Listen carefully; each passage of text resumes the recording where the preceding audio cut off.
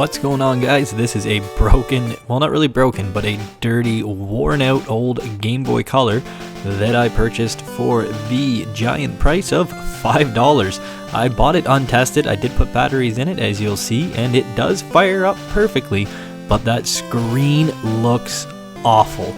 So I'm gonna make a video of restoring this little thing. Easiest way to replace the screen is just use an X-Acto knife and pop it out from the front. You don't have to take it apart, but doing that you do risk damaging the edges of the screen and the case, so I don't recommend it. It's better to just push it from the backside. So I'm going to take this thing fully apart, clean it all up, put a new screen on it and a new sticker on the back, and then hopefully sell it and make a little bit of money on eBay.